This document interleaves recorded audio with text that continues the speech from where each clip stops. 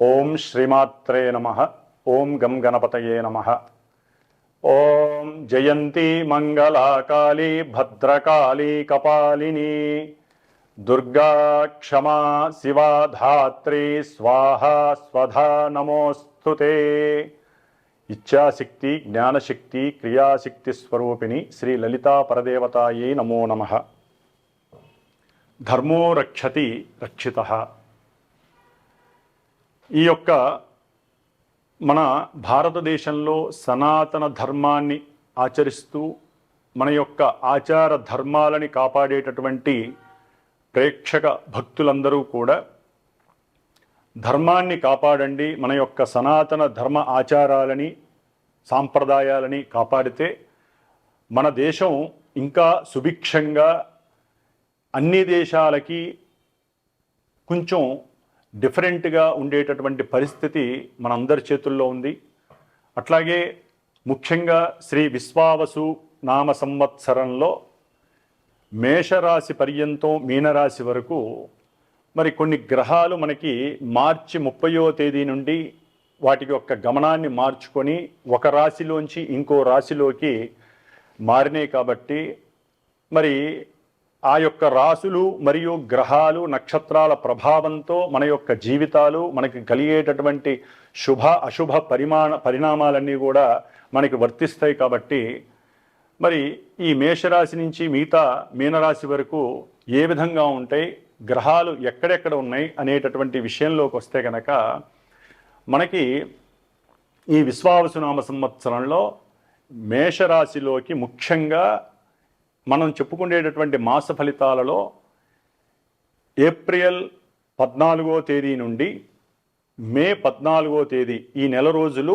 సూర్యుడు మేషరాశిలోకి ప్రవేశించి 3 నక్షత్రాలు, కేతు నక్షత్రం అయినటువంటి అశ్విని, భరణి, కృత్తిక ఈ 3 నక్షత్రాల్లో తన యొక్క సంచారాన్ని గడుపుతూ మిగతా గ్రహాలు ముఖ్యంగా మేషరాశి నుంచి వృషభంలో ఉన్నటువంటి గురుడు చతుర్థంలోకి మొన్ననే నీచ స్థితిలోకి కుజగ్రహ సంచారం ప్రవేశించి తన యొక్క ప్రభావాలు ఏ విధంగా ఉంటాయి, కన్యారాశిలో ఉన్నటువంటి కేతువు, అట్లాగే మీనరాశిలో జలరాశిలో ఉన్నటువంటి 4 గ్రహాలు బుధుడు, శుక్రుడు, అట్లాగే శని, రాహువులు.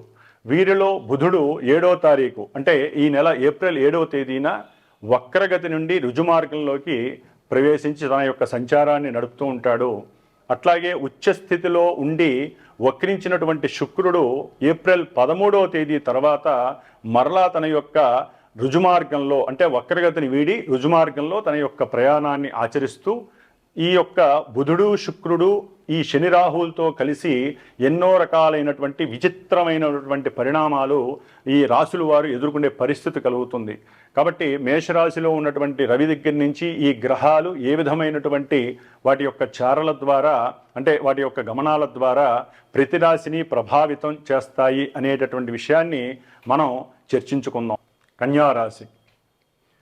కన్యారాశి వారికి రాశిలో ఉన్నటువంటి కేతువు, సప్తమంలో ఉన్నటువంటి శని రాహువుల యొక్క సంచారము, అట్లాగే బుధ శుక్రుల యొక్క సంచారము, దాదాపుగా కన్యారాశి వారికి మరి ఈ 5 గ్రహాలు కూడా ప్రతికూలమైనటువంటి పరిస్థితులు. అట్లాగే ద్వాదశాధిపతి అయినటువంటి రవి అష్టమ స్థానంలో ఉండటం ఇంకా మహావైపరీత్యమైనటువంటి పరిస్థితి అని చెప్పుకోవచ్చు.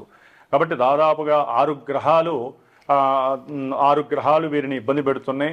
సరే, గురుడు యొక్క దృష్టి అట్లాగే లాభంలో ఉన్నటువంటి కుజుడు వీరిని కొన్ని విషయాల యందు అనుకున్న కార్యాల యందు ముందుకు తీసుకెళ్లేటటువంటి పరిస్థితి, ఆర్థికంగా కొంత వెసులుబాటు కలగడానికి వీరిరువురు సహకరిస్తున్నారు. మరి కన్యారాశిలో ఉన్నటువంటి ముఖ్యంగా ఈ కేతుగ్రహ ప్రభావం చిత్తభ్రంశ కలుగు చేస్తుంది. ఒక చోట స్థిరంగా ఆలోచనలు కలగవు. వృత్తి చేస్తూనే ఉంటారు, ఆలోచనలు ఇంకెక్కడో ఉంటాయి. వృత్తి విషయంలో తెలియనటువంటి భయం, తమేదో తప్పు చేశాము, లేకపోతే తమకు ఆరోగ్యం బాగాలేదు, ఎన్నో సెలవులు పెట్టాము ఈ సేవకా వృత్తిలో మనం చేస్తున్న దాంట్లో, అంతకుముందు పెట్టినటువంటి ఈ సెలవుల వలన మనకి ఆర్థికపరమైనటువంటి నష్టాలు కలిగే అవకాశాలు ఉన్నాయేమో, ఇలా ఎన్నో రకాలైనటువంటి అజ్ఞానపూరితమైనటువంటి విషయాల యందు ఆసక్తి, అజ్ఞానపూరితమైనటువంటి విషయాలలో వీరు సతమతం అవుతూ అనవసరమైనటువంటి అనుమానపు పోకడల ద్వారా తమ యొక్క ఆరోగ్యాన్ని తామే పాడు చేసుకునేటటువంటి పరిస్థితి కేతువు కలుగజేస్తాడు. కాకపోతే గురుడు యొక్క దృష్టి వలన గృహంలో తల్లిగారు సముదాయించటం, కుటుంబంలో ఉన్నటువంటి సభ్యులు కొంతవరకు వీరిని గమనించి వీరి యొక్క మానసిక స్థితిని కాస్త మెరుగు చేయటం అనేటటువంటిది కలగటం, లేదా ఏదైనా గురువుల దగ్గరికి తీసుకెళ్ళి వారి యొక్క వాగ్ సంభాషణ కానీ వారితో మాట్లాడించడం ద్వారా కానీ వీరికి కొంత జ్ఞానం వృద్ధి చెందటం, జ్ఞాన సముపార్జన ద్వారా వీరు తమకు ఉన్నటువంటి ఆ యొక్క అనుమానాలు, పోకడలు, సమస్యలని దూరం చేసుకునే పరిస్థితులు గురువు వలన కలుగుతున్నాయి. అట్లాగే ఈ యొక్క కన్యారాశి వారికి తృతీయ అష్టమాధిపతి అయినటువంటి కుజుడు లాభస్థానంలో ఉండటం ద్వారా గృహాలకి సంబంధించినటువంటి అమ్మకాల విషయంలో ఇప్పటి వరకు ఎన్నో ఇబ్బందులు, అనుమానాలు, ఎన్నో ఆటంకాలు, విఘ్నాలు కలిగినాయి. కాబట్టి ఇప్పుడు ఆయన లాభంలో ఉండి ఏదైనా వారు ఎప్పటి నుంచో లీగల్ ఇష్యూస్లో ఉన్నటువంటి ఈ గృహాలు, ల్యాండ్స్, లేకపోతే రియల్ ఎస్టేట్కి సంబంధించిన వ్యాపారులు వీరందరికీ కూడా కన్యారాశి వారికి చక్కగా అవన్నీ అమ్ముడైపోయి లీగల్ ఇష్యూస్లో ఉన్నటువంటివన్నీ కూడా తీరిపోయేటటువంటి అవకాశం కూడా కనిపించే అవకాశం ఈ కుజుడు మహానుభావుడు ఇస్తున్నాడు. కాబట్టి లాభంలో ఉన్నటువంటి కుజుడు వలన అన్నదమ్ముల యొక్క సహకారము, గృహంలో చక్కటి సౌఖ్యము, భోజన సౌఖ్యము, తమ అనుకున్నటువంటి ధైర్యంగా అడుగులు ఏదైనా గృహం కట్టడానికి ఏదైనా మనసులో సంకల్పించుకుంటే అది కూడా తీరేటటువంటి అవకాశము కనిపిస్తోంది. సరే, వాటిలో కూడా మరి శని రాహువులు ఎదురకుండా ఉండటం ద్వారా, సప్తమంలో ఉండటం ద్వారా సంఘం ద్వారా కొంత ప్రతిబంధకాలు వచ్చే అవకాశం ఉంటుంది. అట్లాగే కన్యారాశి వారికి సంతానపరమైనటువంటి విషయాల యందు కూడా అనుకూలమైనటువంటి పరిస్థితులు కనిపిస్తున్నాయి. ముఖ్యంగా భార్యాభర్తల మధ్య కుటుంబంలో ధనపరమైనటువంటి లేకపోతే వాహనాల పరమైనటువంటి, అంటే దూరంగా ఏదైనా ప్రయాణం చేద్దాం అనుకొని అది విఘ్నం కలగడం ద్వారా, ఆటంకాలు ఆలస్యం కావడం ద్వారా వారికి నిర్లిప్తత, నిరాశ, నిస్పృహ కలిగి ఒకరికొకరు మాట అనుకోవడం ద్వారా వారి కుటుంబంలో విద్వేషాలు దాకా వెళ్ళి అక్కడి నుంచి కోర్టు కేసుల దాకా వెళ్ళే అవకాశం ఉంటుంది. కాబట్టి తస్మాత్ కొంచెం జాగ్రత్తగా ఉండండి. అనవసరమైనటువంటి విషయాల్లో భార్యాభర్తలు తలదూర్చకండి. ముఖ్యంగా కొత్తగా పరిచయమైనటువంటి వ్యక్తులు కానివ్వండి, లేకపోతే భార్యాభర్తలు చేసేటటువంటి వృత్తి ఉద్యోగ విషయాల యందు ఒకరికొకరు అనుకోవటం, మాట్లాడుకోవటం, లేకపోతే ఆలస్యమైందని చెప్పి గొడవ పడటం, ఇలాంటివన్నీ మానుకోవటం చాలా మంచిది. ముఖ్యంగా రవి అష్టమంలో ఉండటం ద్వారా వీరి యొక్క తండ్రి గారి యొక్క ఆరోగ్య పరిస్థితి, సంతానపరమైనటువంటి సమస్యలు కలిగే అవకాశం ఉంటుంది. తండ్రి గారికి ఆపరేషన్స్ జరిగే అవకాశం ఉంటుంది. కన్యారాశి వారికి ఆకస్మికంగానే ఇవన్నీ జరిగే అవకాశం ఉంటుంది. దాని ద్వారా వీరు దాచుకున్నటువంటి సొమ్మేదైనా ఉంటే అది తీసేసుకోవటం, దాని ద్వారా ఖర్చు అయిపోవటం ఇవన్నీ జరుగుతుంది. కొంత ఆత్మన్యూనత భావం కలుగుతుంది. పూర్వపుణ్యఫలం తగ్గే అవకాశం ఉంటుంది. అనారోగ్య బాధల వలన, ముఖ్యంగా ఎండాకాలం కావటం ద్వారా, రవి ఉచ్చస్థితిలో అష్టమంలో ఉండటం ద్వారా వీరికి కొంత ఆత్మన్యూనత భావము, ఆత్మనిగ్రహ శక్తి తగ్గి ఉన్నటువంటి రోగాలు వృద్ధి చెందడానికి అవకాశం ఉంది. శిరోబాధలు ఎక్కువగా ఉంటాయి. జీర్ణకోశ బాధల ద్వారా ఆపరేషన్స్ అయ్యే అవకాశాలు కూడా ఉంటాయి. కాబట్టి ఆదిత్య హృదయాన్ని చదవండి, సూర్యాష్టకాన్ని చదవండి. ఓపికగా ఆరోగ్యంగా ఉన్నవాళ్ళు సూర్య నమస్కారాలు రోజు ఒక 6 కానీ 12 కానీ చేయండి. అదొక్కటే మీకు ఇప్పుడు శ్రీరామ రక్ష. ఉన్నతమైనటువంటి వృత్తి ఉద్యోగాల్లో ఉన్నవారికి కూడా ఎన్నో కష్టాలు కలిగే అవకాశం ఉంటుంది. ఆర్థికంగా ధన నష్టం కలిగే అవకాశం ఉంటుంది. కాబట్టి కొంత జాగ్రత్త వహించండి. అనవసరమైనటువంటి వ్యవహారాల్లో అనుమానాలు పోయి తండ్రిని అనుమానించడం ద్వారా మాత్రం మీకు ఇబ్బందులు కలిగే అవకాశం ఉంటుంది. తండ్రిని గౌరవించండి. కాబట్టి వీరు ముఖ్యంగా సూర్యారాధన చేయండి. హనుమంతుడు వారికి సంబంధించినటువంటి నమస్కారాలు కానీ, వారికి తమలపాకుతో అర్చన చేయించడం కానీ, దుర్గాదేవి ఆరాధన కానీ, ముఖ్యంగా సర్పసూక్త జప పారాయణ చేయించండి. ఆ తీర్థం తీసుకోండి.